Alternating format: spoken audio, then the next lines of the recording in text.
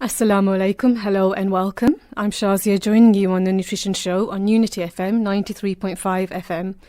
I'm really excited to have you all join me for a discussion on topics related to nutrition, which I hope may support you and your loved ones with better health and well-being. As always, and before I get lost in the topic of the day, I want to remind listeners that all information shared on the show is general in nature. For anyone with any medical issues, concerns, whatever difficulties you may be going through personally, please be sure to seek medical advice from your general practitioner as soon as possible. So today's topic is about why achieving better nutrition on a longer term basis can be so hard to sustain. I want to spend some time discussing some of the reasons why this is a struggle for many, hence why people give up and claim failure. I am then going to look at some of the ways this challenge may be lightened with some practical tips that may be taken on board to support in the journey. If I had to sum up the one main reason for why attaining consistent better nutrition is hard work, it's because people are being asked to change their life. I'll say it again because I want it to sink in for you and for me. Changing nutrition and making it stick is hard because we have to change our lives. So a massive task, a massive ask. But the good news is once we can understand and appreciate the reasons for why this is a must and not a choice, we can begin this lifelong journey and start to stick to it. So before I say any more, please be reminded that the discussion here is for information purposes only, so it does not constitute medical advice. For anyone listening with any health-related concern or issue, please do speak to your medical practitioner at the earliest opportunity. Of course, your personal safety and well-being during your journey is our primary concern. So, I'm asking you to change your life. How do you respond? What thoughts come to your mind? Are you thinking, what a crazy woman she is? And no way, I have no time. Perhaps some unsavory words come to mind. I can totally understand because I've been there as well. I don't judge now. And like I say, I've been there. I'm still there partly.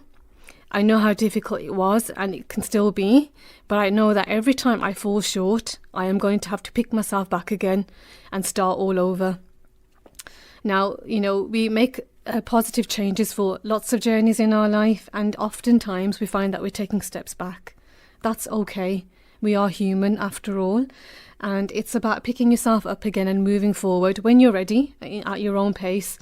And realizing that this is a journey, it's something that you need to continue wherever you are, whatever happens, because in the longer term, it's something that you do really need to do.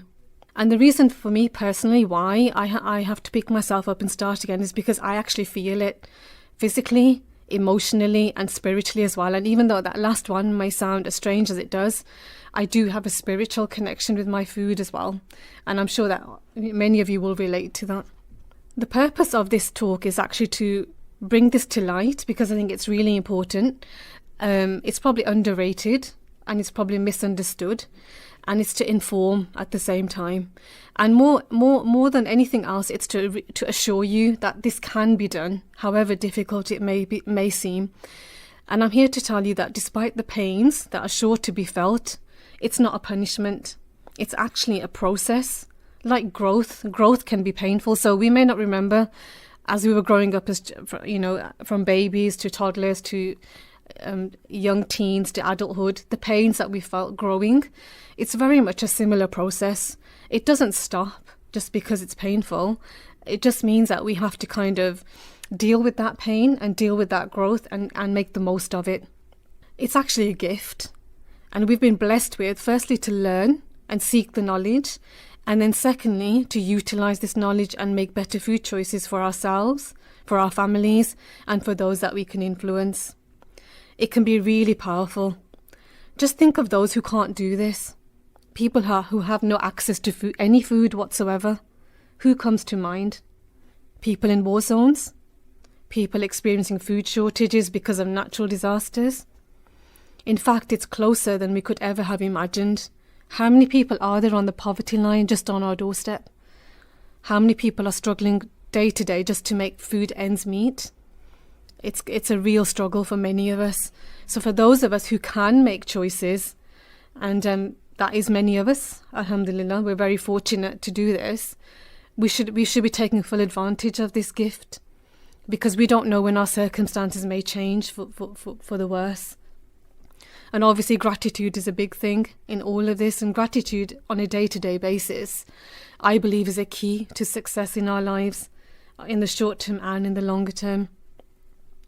See the challenge as an opportunity, embrace it and pace it. Just because someone else is doing really well with their nutrition, don't let that put you off. It's the same as seeing someone who drives the latest, Tesla, for example, or has the biggest mansion on the nicest road in your city. You're not comparing yourself to those if you're just driving the smallest car, the cheapest car around, and live in a one-bed flat, for example. You need to compare yourself to yourself. Where were you yesterday? Where are you going tomorrow? How are you going to get there? So what do I mean about this concept of trying to change someone's life? I'm going to use the example of a client in my work as a nutritional therapist to get you into the picture, to give you a feel for what this means. And it might make it easy for you to understand what I experience as a practitioner, but what you may also feel as a client and as an everyday member of the public who's trying to make changes for themselves and their family. So as a nutritional therapist, I'm trying to get you to change your life. I spend hours on this in my work in terms of the prep that goes into clinic, and some of these hours are spent with the client. It takes time because I have to get to know you. I have to know your lifestyle. I have to know your medical history, your social history, everything that's going on in your life in terms of your lifestyle, your stress, your relationships. There's so much I need to know, your habits, because it helps me to understand where you are and where you need to get to. And it helps me to mark out the smaller goalposts in between. It's very much a mapping process. So you're looking at where you are and where you're going. Very much like if you're planning a long haul journey. You want to make sure that each step is as smooth as possible, and you need to have the kind of ingredients, the tools, if you like, in place so that each stage can go as well as it can. I do a lot of hand holding, so this is something I really enjoy. It's about giving the person the support that they need. So when they're feeling overwhelmed, when they're like, I can't do this anymore, when they've perhaps felt that they've taken too many steps back than forward, that's the time that I really need to be there for my client and say, hang on, you're doing really well. You've achieved so much already. Show them what they've already done. Because if you look back at just the negative things and you neglect the positive things, you're likely to sort of step away and throw the towel in. And that's exactly what we don't want to do. We want to look at how far you've come rather than how far you're going back. And it's the overall progress that you make that makes the difference. The most amazing thing that we do as nutritional therapists is that we're non-judgmental. So if you're the kind of person who's eating bags of crisps, multi-packs of chocolate bars, and drinking bottles of pop daily, I see you as a challenge rather than a concern as such. And, this is general again. It never is a one-size-fits-all approach. It's about who you are, what your circumstances are, what your risk factors are, how soon changes need to be made. But on the whole, every person is on a similar kind of basis where we see each person as a challenge of varying degrees, and we need to work them up to getting to a better level of nutrition at a different pace depending on all the different factors that surround that person's life. So working on good nutrition is very much like making a grand change in routine. Our life is a routine. We have this series of steps that we take daily to get through our day. And we are routine beings. I know that when I get out of a routine, I get really stressed. So, if we find ourselves having to upset this routine that we have, naturally, we're going to add to the stress that we're already experiencing. How do you feel when you're out of routine? That one morning when you've got up late for work, for example, and you've not had the chance to have breakfast, the kids are screaming, you've not had a chance to get them ready for school on time. How do you feel on that day? It's very much a feeling like that. But the idea is that, like you get that right most days of the week, you want to try and get your nutrition right on a longer term basis as well. So what I'm going to do for the next 15 minutes or so is to break it down into some of the factors that I think will help you understand why this change is so big and why nutrition on a long-term basis in the best way can be a really difficult thing to achieve. Once you're there, it's amazing, and it's learning in progress, but getting to that first milestone that you want to get to can always be really difficult. Now, this is not an exhaustive list. It's just some of the ideas that I've jotted down that I can see can be problematic in people's lives. And I want to just share that with you so you can understand why the overwhelm is there when people are asked to change their nutrition.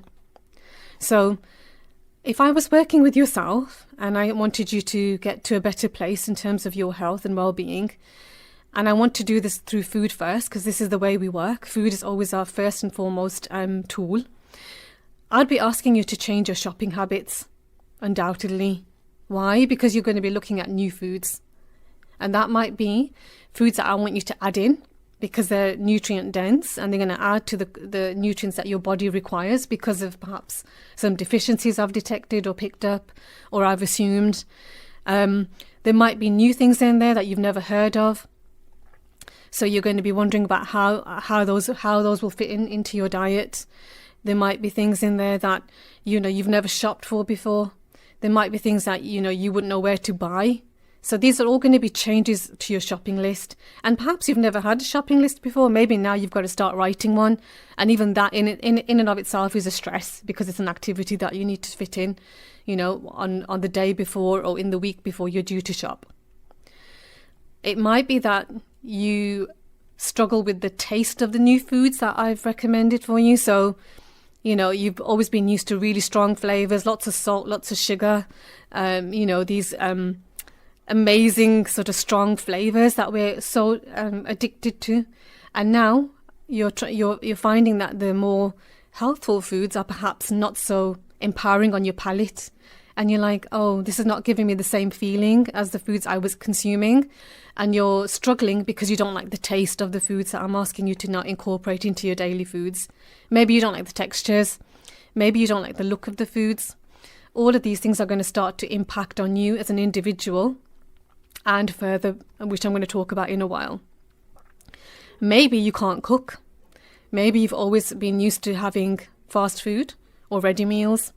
And this is actually true for a lot of people. They don't cook.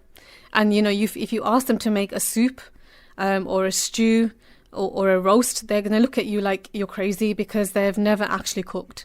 And again, none of this is judgmental. This is just putting it out there that these are potential factors that can make nutrition quite a difficult sort of concept for people.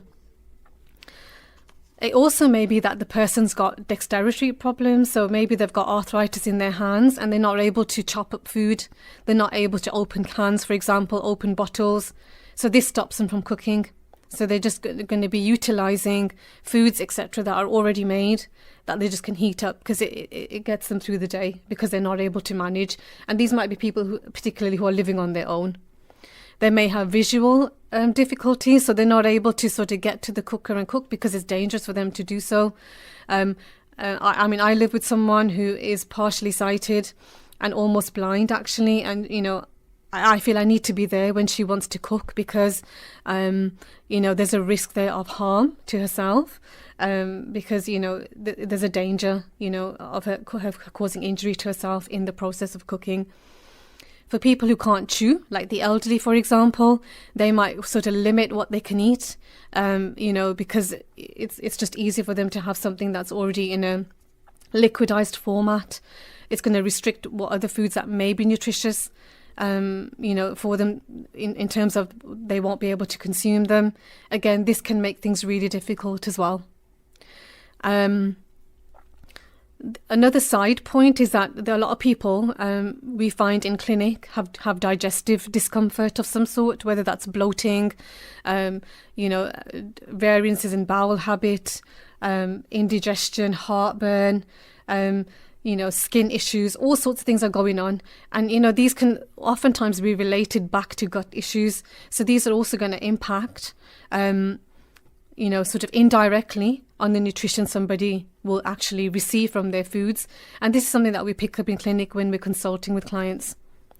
Some people may not have appliances in the home, so maybe they've never used a pressure cooker, a blender, a soup maker, an air fryer even, So these kinds of things will limit then what they can and can't consume. And, if I'm asking people to go out and now buy appliances because I want them to have more soups and stews and smoothies, then that could be a stress for them, not just from a monetary perspective, but also from a use perspective, from a space perspective. It could be a whole range of things. Budget, as I've mentioned, some people are barely, getting food on the table, let alone trying to eat better. Oftentimes we have this notion that good food is more expensive. True, but not always the case. It is very much being clever about the way you shop and about the way you source your foods and, working within your means. But generally, yes, good food can be expensive. So this is a huge factor that puts people off. Where you shop, it might be that I'm asking you to get foods now for yourself, which are not really found at your local supermarket or your local store. So do you have to go further out to buy these foods? Do you have to shop online, which can oftentimes be more expensive? Are there foods that, are not accessible to you otherwise? All of these things will add stress to your day-to-day nutrition needs. How you shop? Do you go on a certain day? Do you go at a certain time? Do you order your meats first and collect those first? Do you do your dry shopping on a particular day? How do you do your shopping? Now, if I'm changing the way you're shopping, that order will inevitably change. So how do you manage all of that? How does that work? If you've got young children or you're looking after someone who's poorly, if you're having to go to different jobs during the day, how will that change that I'm making to your life impact on all of those routine things that you've got to do every day? What about your partner or your spouse, children? If you're changing your diet, inevitably that's going to impact upon the people you live with. So I'm assuming in the case of a family, your spouse is then going to have to change their way of eating. Your children are obviously going to be impacted as well. So do you cook for yourself and then cook for them separately? Or do you try to incorporate the foods that you're consuming into their diets as well? Do you want your health to improve while wanting their health to improve? Because that's the way I would see it. You want to make it a family affair. You want to make sure that what you're doing for yourself, you're also imparting upon your family in a positive light. So you can see now that what started off as just one individual is actually becoming a much bigger picture. And this again can add a lot of stress, particularly when you start thinking about all those factors now affecting you from the family perspective as well. So are the kids going to eat those foods that you're now consuming?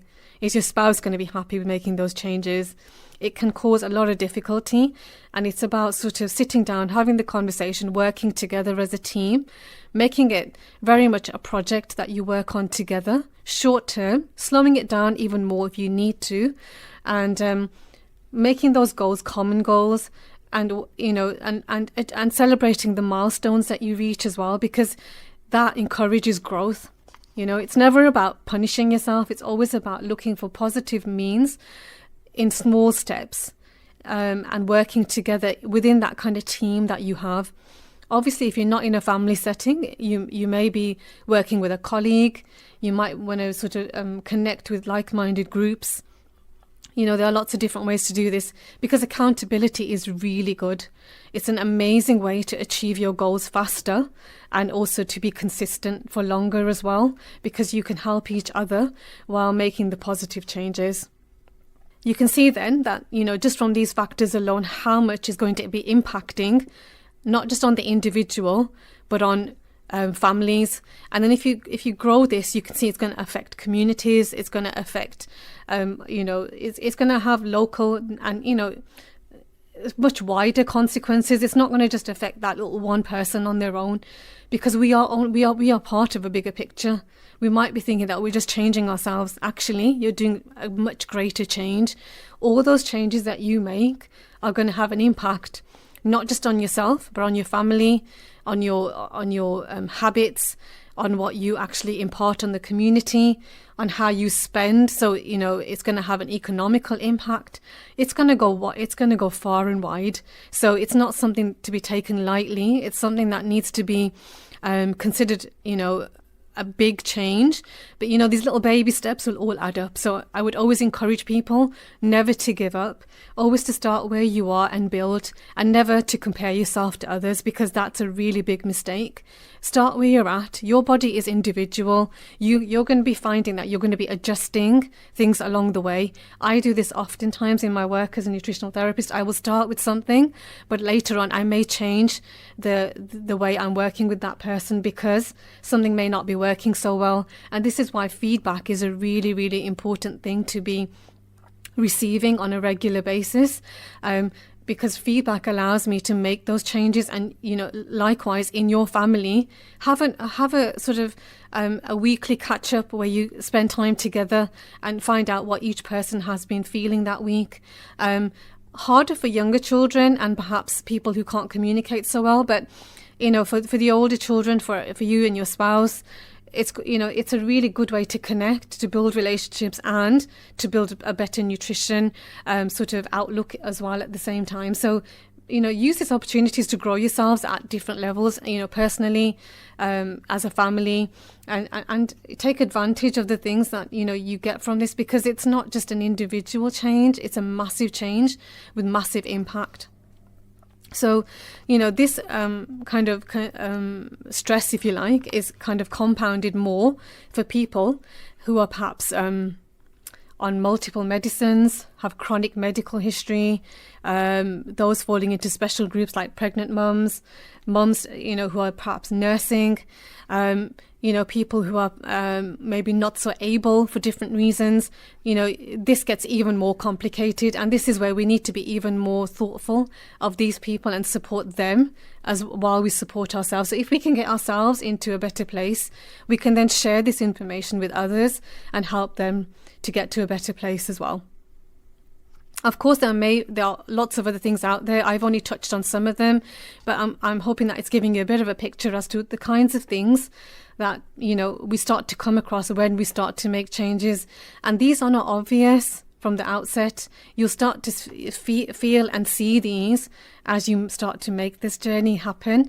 It may sound overwhelming, and it actually is, which is why when I speak to my clients, I have to make sure that they are, at least 80% committed to change. Because if they're anything lower than that, I know that they're going to struggle to the point where they're just going to give up. So I won't take a client on in my clinic until I know that they're at least 80% committed. So I need to make sure that they are, almost there. And oftentimes people who are already making change and just needing that extra push, they're the ones that will approach me first for help. But that doesn't mean that if you're way below, that you don't make any change whatsoever. That's not an excuse. It just means that you need to start somewhere. And what I'm going to do is I'm going to be talking more about this after the break. So if you're feeling overwhelmed right now, I can understand that. But I want you to know that there are ways and means that we can actually use this information now that we're aware of it. Because the point here is that I'm making you aware of the factors that can, put people off. Like I've been there, I know how it feels. It is overwhelming, but there are positive things that you can do. So it just gives you a glimpse of what you can expect. So I hope I haven't put you off. I want to give you more information after we come back after this short break. So I'll be looking at practical tips that we can consider to help us make these changes work for us. So you're listening to me, Shazia, on the Nutrition Show on Unity FM 93.5 FM. Back in a bit for some more information. Assalamu alaikum and welcome back to the Nutrition Show. You're joining me, Shazia, on Unity FM 93.5 FM. We'll be diving into tips to help us on our journey to better nutrition shortly. Just a reminder that our discussion is for information purposes only and therefore does not constitute medical advice. For any health issues or concerns that you may have, please do consult with your own medical practitioner. No doubt the information I shared with you before the break was quite overwhelming, but I want you to know, and I'm going to share with you now, some tips that I think that will be quite useful for you if you're starting out on your journey to better nutrition.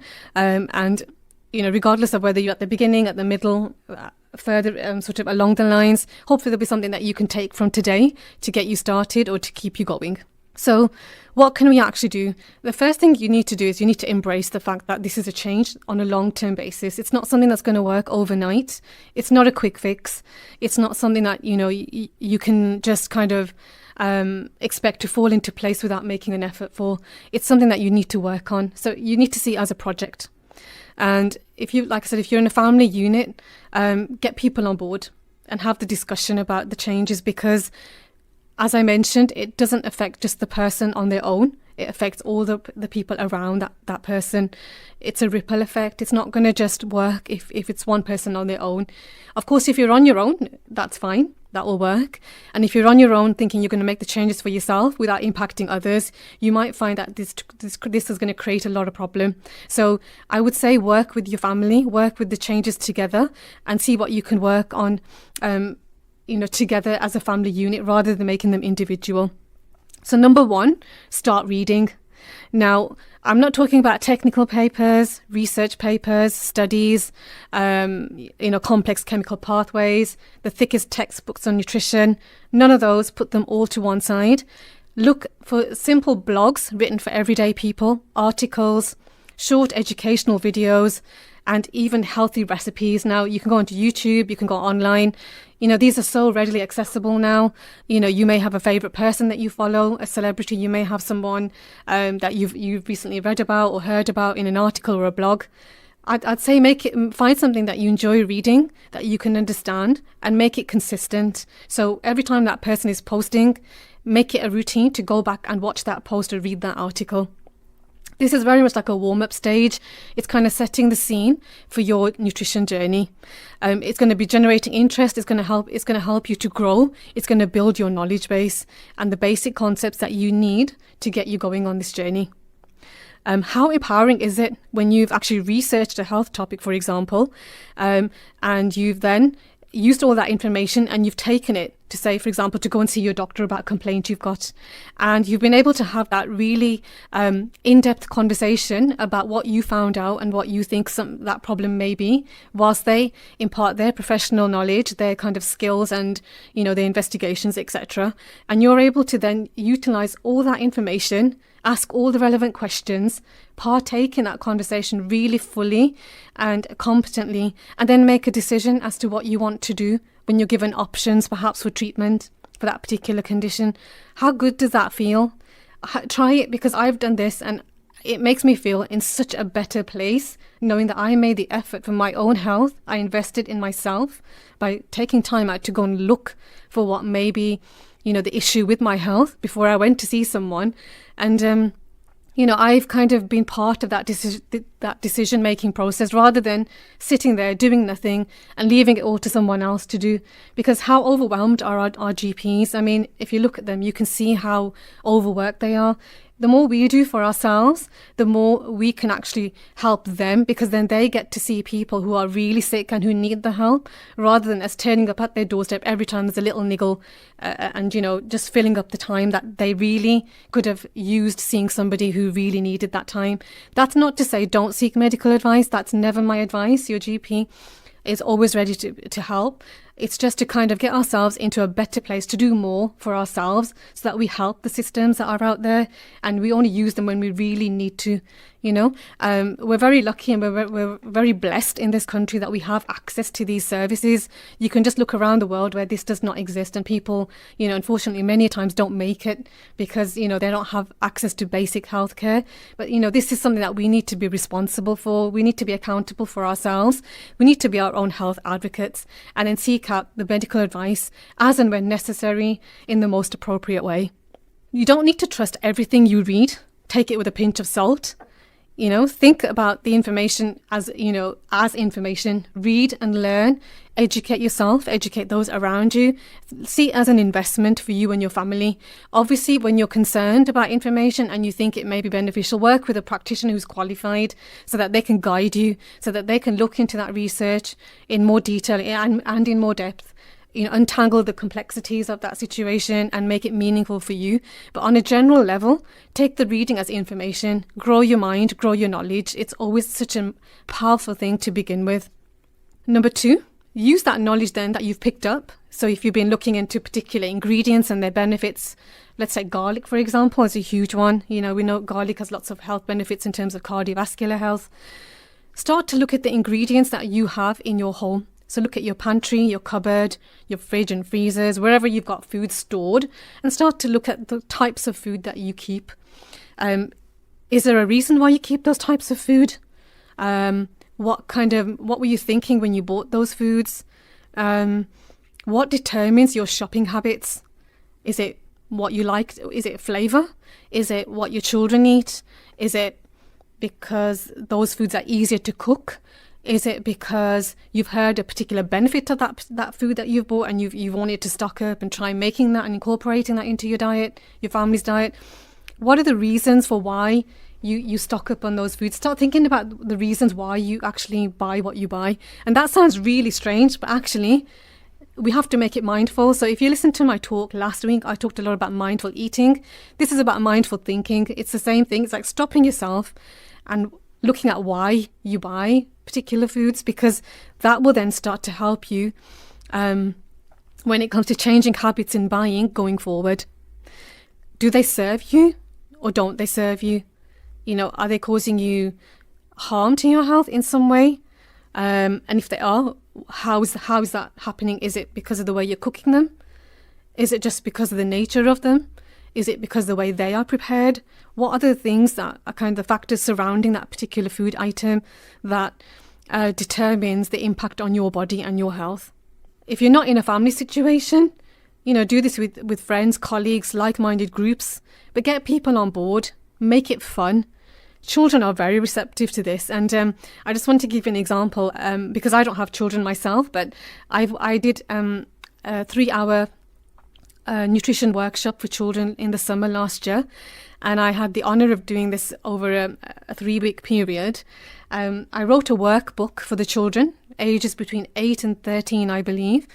And this workbook consisted of written activities. So we talked about the digestive system, we talked about sugar, we talked about, foods that we could swap out, for so we're getting the better alternative in place of the less healthy alternative. But what I really wanted the kids to do was to get involved on a practical level. So I built in some practical activities. So we did some rainbow salads. So kids were able to choose between reds, oranges, purples, greens, blues, every colour that I could find in terms of fruit and veg, and make their own fruit and vegetable salad that they would then try and taste and see how that kind of made them feel. We also made flavoured waters. So this is basically where you're using filtered water in a glass bottle preferably, and you're infusing fruits or spices or herbs into this water by placing them into the bottle. So you could do, for example, a citrus option. So you can slice lemon, lime and orange, pop it into your water bottle. So you might have to chop it quite small if you've got a narrow neck bottle, and then leave the fruits to infuse into the water. So you want a couple of hours overnight preferably, and then that gives you a really nice drink the next day. You can do this with berries. You can do this with spices like star anise is lovely. You can also use cinnamon. You can use clove. You can also use ginger, sliced ginger, with fennel, with mint. Mint is a great one. So you can think about herbs, spices and fruits, and you can make this infused water. So the kids did this as well. And then I also got them to investigate, to handle herbs, to smell herbs. So we had some rosemary. So if you can rub some rosemary leaves between your two palms and then place your hands over your face, you can inhale the aroma of the rosemary, and that's brilliant for mind health. So you can do lots of different things with kids, and they absolutely love this. And I was absolutely blown away by the comments that I got at the end of this 3-hour workshop. And I noticed how intrigued and how involved they were with these kind of little activities that are built in. So you can do this at home with your children. Get them on board. You'll be amazed at how interested they are in colour, in texture, in smelling, and in actually handling herbs. Obviously, make sure that there are no intolerances, no allergies, that kind of thing, because obviously every child, has their own health requirements and needs. But this is something that you can actually, build into this as a project, and you'll find that they'll probably want to do even more than you, and as I've mentioned before, make it a reward system as they start to build in more herbs and spices and things into their diet, fruit and veg.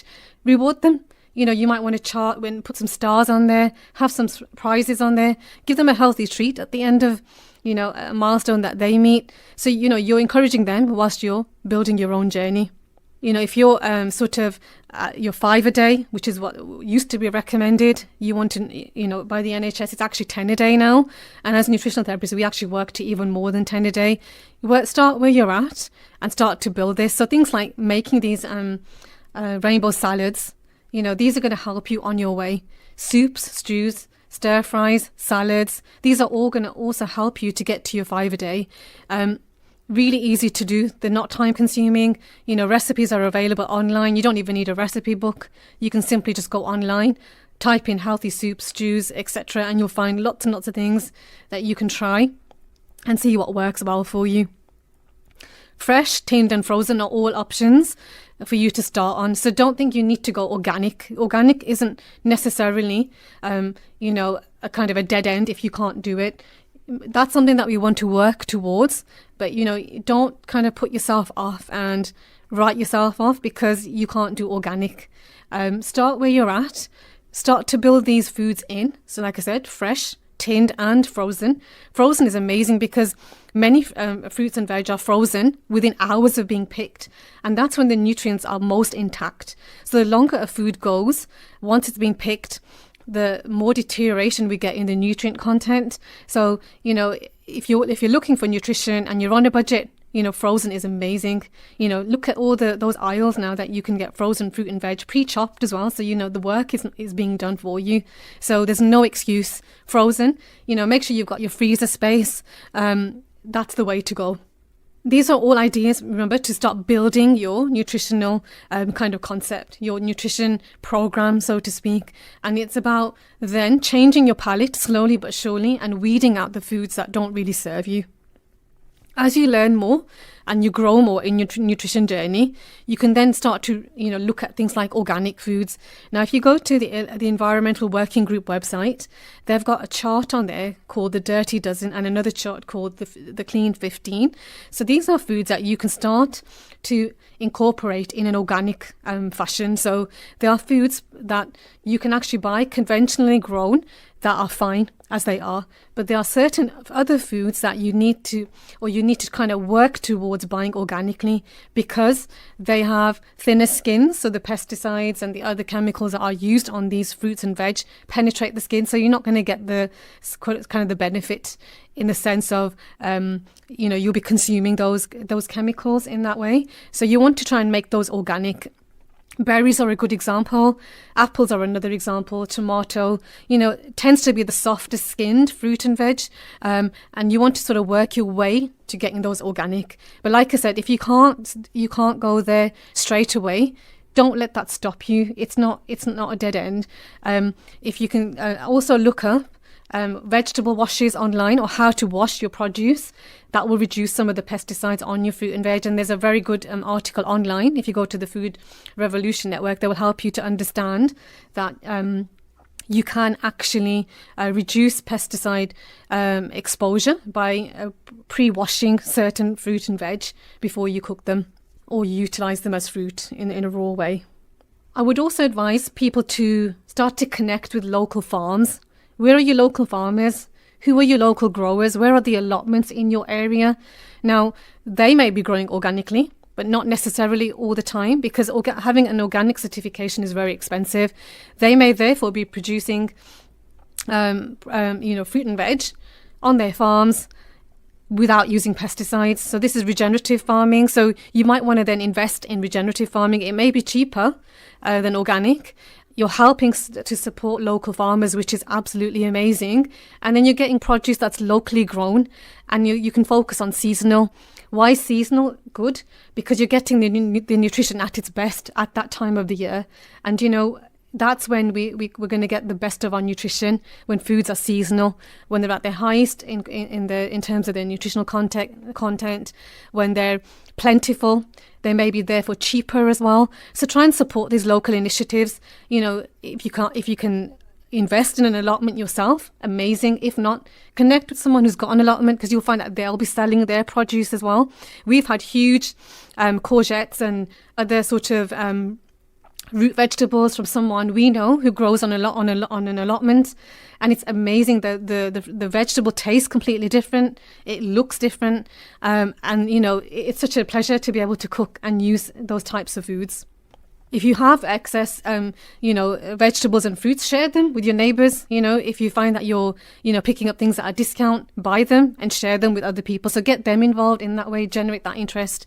And what's to stop us then getting out in the garden ourselves and growing? I know that my nieces and nephews, God bless them, they watched videos on growing strawberries. So what they did was they got strawberry fruit, and they shaved off the outer layer, because that's where the seeds are, and they got the seeds to germinate from these outer layers, and they grew strawberry plants. So, kids love this kind of thing, and, getting them to appreciate how fruits and vegetables grow from seed, how much work goes into them, they will start to appreciate the food. And, seeing a fruit generate from its seed to a full plant and then to the fruit itself, that's an amazing journey in and of itself. Get kids growing, get yourself in the garden, have a small greenhouse. You don't need to spend lots of money. You can actually even make your own greenhouse. If you haven't got a garden, what about a windowsill garden? What about pots? You've got these hanging gardens, hanging baskets are an example. There's so many ways and means that now you can start to grow. And, we're in the perfect time of year for growth and gardening. So, however green-fingered you are or not, invest in these options. It's therapeutic. It's great for your health and mind. It's great for your health and body in terms of what you put into it. Grow some carrots, some tomatoes. Herbs and spices are amazing. In our garden, we've got some rosemary, mint, sage. Tomatoes we had last year, so easy to grow. We've got strawberries and hanging baskets. It's so easy to do. And our strawberries have come back this year, so I've done nothing. It's just about now getting them in a tidy fashion to be able to expect the fruit to come again. Berries are amazing. We've got tayberries in our garden. They grow wild. You get a bunch every day in the summer. It's just so nice. They're so refreshing. Make it a family affair. Get in the garden. Make these things part and parcel of your day-to-day life. You don't want it to be a chore. You want it to be a hobby. You want it to be something that serves you at multiple levels. Once all this is rolling, think planning. Now, I've talked a little bit about this before, so I'm just to kind of sum up, you want to sort of get a plan on paper. So whether you utilize a whiteboard in the kitchen, a chart on your fridge, and perhaps a chart in your living room, wherever it is in the hallway that you can see every day, you want to start then populating this chart. So you want to do meal planning. So you want to put your meals for every day of the week, whether you write them in on a whiteboard, or you can use post-it notes if you're using a regular chart. Once you've started to locate recipes that work for you and your family, write them on a post-it note and stick them on your chart Monday through to Sunday. Include your beverages or the drinks that you're wanting to consume. Teas and coffees are good to put on there as well, so you can monitor progress, because it might be something that you want to cut down on in the future. It's something that you might want to build on. Put your desserts on there, your snacks on there if you're snacking, even your side salads and smoothies. Put them all on there so you can see as a visual what you're consuming, and then this can help you as you progress throughout the weeks and the months to come. Get everyone on board. Get the children to write an example recipe for a day. If you've got more than one child, give each child the opportunity to, be accountable for a particular day, recipes for that day. And, support them and guide them. If they're wanting something that's too heavy on, fried foods that day, cut them back and put in something healthier. You're in charge here. Timetabling like this is so crucial, because I remember hearing someone speak a long time ago, if you timetable it, it'll get done. If you don't, it won't. That's why school works so well, because you have a timetable. You're scheduled to be somewhere at a certain part of the day. So you have to have done that activity at that time of day. So if you don't timetable something, it's not going to get done. It's just wishful thinking. Do this as a guide for your first week. If it doesn't work, don't worry. Take off the post-it notes, move them about, put a new post-it on with a new recipe, and just keep changing things around until you start to get a good few recipes that work well, that you can cook well, that taste great, that your family love, and build them in. And then for those ingredients perhaps that don't work so well, try a different recipe. Look for a different way to mask the flavour. Maybe use a different herb and spice in conjunction with that particular food item. Maybe combine it with other ingredients that help to sort of mask that flavour or bring out that flavour better. It's about trial and error. There's no one way, no one easy answer. There's never the right answer as well. It's about trial and error. It's about finding what works for you and your family. Basic equipment that I would advise everyone to have in their home, and you don't have to get top of the range. Get something that works. And I've talked about this before. So just to recap, a pressure cooker and a smoothie maker. Pressure cookers are amazing because they retain nutrients. You can set them up and go and do something else. Food cooks very quickly in a pressure cooker. We've got an electric one, so it's cheaper than a gas. If that's still the case, I haven't checked. Luckily, I don't pay the bills. But pressure cooking is a definite way to go. Obviously if you've got children, I wouldn't really get them to use a pressure cooker because there is potential for harm, particularly if you're trying to manually depressurize. Add in all sorts of things, foods that you're not going to consume otherwise. Pressure cooking is amazing because it will break down skins and nutrients to a level that they become digestible. Adding lots of flavour, soups and stews. Stews obviously cooked for longer in slow cookers, but soups are a great way to do this. You think of ways that you can consume foods that you perhaps would take a long time to cook on the hob, but pressure cooking them instead. They don't taste the same. If you're thinking that a curry cooked on the hob is going to taste the same cooked in a pressure cooker, you're going to be really disappointed. It is a different flavour, but you do get used to it. And on the longer term, you're doing your body much, much more good. That's not to say don't have your amazing curry once in a while cooked on the hob. This is always about finding the middle path. We need to be kind of consistent and progressive rather than making our life difficult. Okay, so once you know what works for you, bulk buy and batch cook. So again, I talked about this before. Bulk buying as in checking out how much storage you've got and buying in bulk because it might work out cheaper for you.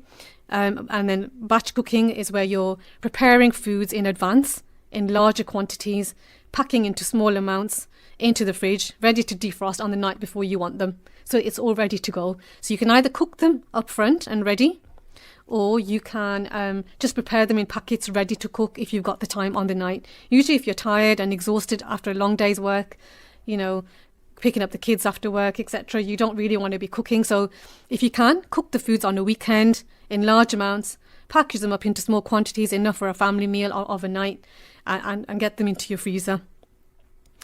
Get more creative and experiment with foods. As I mentioned, when you go shopping, look for different colours, different vegetables. Explore and investigate. Get your kids on board with this as well. And if you, like I said, if you feel the need for a takeaway, you're meeting someone for dinner, you're going out for a family meal, don't feel guilty just because you've had something, excessively sweet or, salty or fried that day, because, you're not doing yourself any good by feeling guilty when you're consuming a meal that actually is great once in a while. That connection, that kind of atmosphere that you have, that's all just ruined because you're feeling guilty. So once in a while, have your treat, don't feel guilty, but just work on your journey, make that the majority of the time that you eat, and make these little sort of treats as less often as you can, but don't exclude them, because I think that's kind of an extreme and we don't want to go extreme. When you get your health to a particular level and you're looking for optimizing performance even more, this is when you need to start working with a professional. there are many people out there. Make sure they're registered. You don't want to be working with someone who's done a £30 course and then they've got a qualification. Seek out a registered professional with testimonials, with a good background, with good knowledge. Do your research as you would do for anything else. There's so much more here that I could say, but I hope that's been useful. I don't want to overwhelm you all in one day. There's so much you can do, and there's so much more that you'll find out as you go along. I hope that what you've heard today has been insightful and gets you looking into what could work for you while seeking support from your own healthcare provider. Remember, none of this was to provide medical advice. It's all there for general information to help you find a way to build good habits in building your own nutrition and your family's nutrition.